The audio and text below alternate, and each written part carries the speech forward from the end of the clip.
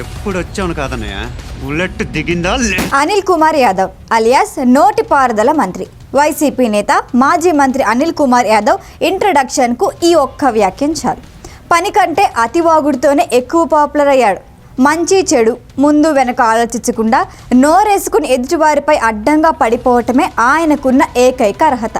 టెంపరీగా నోరేసుకొని రాజకీయం చేసిన ఎల్లకాలము అది సాగదు అనే విషయం మొన్నటి ఎన్నికలతో తేలిపోయింది. నెల్లూరులో తంతే నరసరావుపేటలో పడిన అనిల్ చిత్తుగా ఓడిపోవడంతో నోరు తెరలేని పరిస్థితి తెచ్చుకున్నాడు.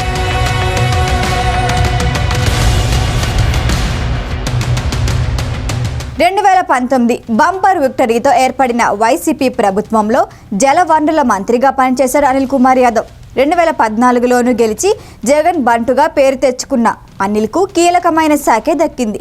అంతవరకు బాగానే ఉన్నా కేవలం పేరుకే అనిల్ మంత్రిగా ఉండేవాడు. శాఖాపరంగా ఆయన చేసింది దాదాపుగా శూన్యం. నీటిపారుదల రంగంపై కనీస జ్ఞానం లేకుండా బాధ్యతలు చేపట్టిన ఆయన నేర్చుకోవటంపై అస్సలు దృష్టి పెట్టలేదు.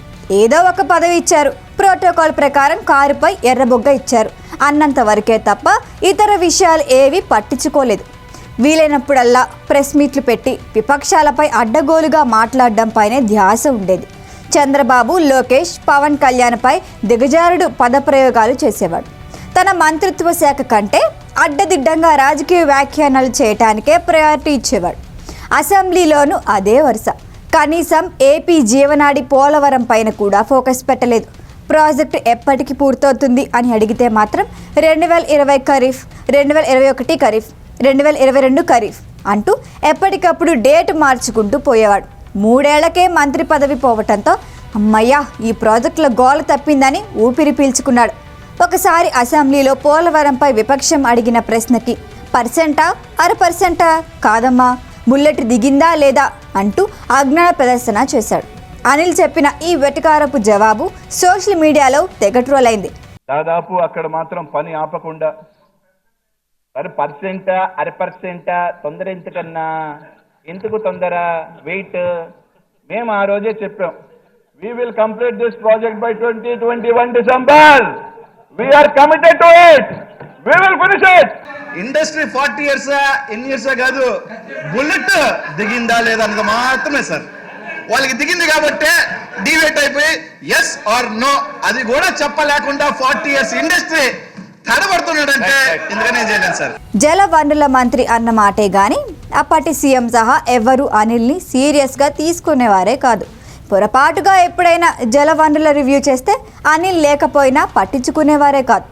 ఢిల్లీకి వెళ్ళి అప్పటి జలశక్తి మంత్రిని జగన్ కలిసినప్పుడు కూడా అనిల్ కనిపించేవాడు కాదు. అనిల్ను ఢిల్లీ టూర్కి తీసుకువెళ్ళిన సందర్భాలు కూడా చాలా తక్కువ. 2014, 2019లో వరుసగా 2 సార్లు నెల్లూరు సిటీ ఎమ్మెల్యేగా గెలిచిన అనిల్ కుమార్ యాదవ్ అక్కడ వెలగబెట్టిందేమీ లేదు. నగర అభివృద్ధి గురించి ఆలోచన చేసిన పాపాన కూడా పోలేదు.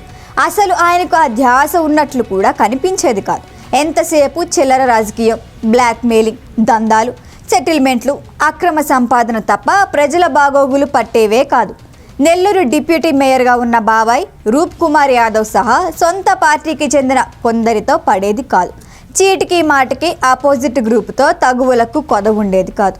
2019లో కేవలం 900 ఓట్ల స్వల్ప మెజారిటీతో గట్టెక్కిన అనిల్ ఎమ్మెల్యేగా, మంత్రిగా చేసిన నిర్వాకాలు, రాజకీయ గొడవలతో ఎక్కడలేని అప్రతిష్ట మూటగట్టుకున్నాడు.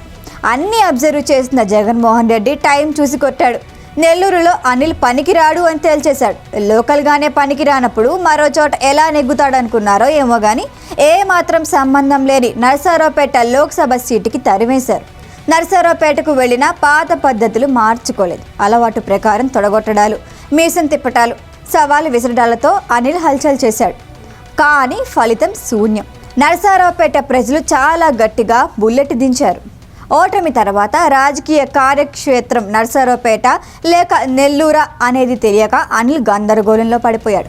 ప్రస్తుత పరిస్థితుల్లో ఎక్కడ ఉన్నా చేసేదేముందిలే అనుకుంటూ ఉలుకు పలుకు లేకుండా ఎక్కడ ఉన్నాడో కూడా తెలియకుండా కామన్గా కాలం గడిపేస్తున్నాడు.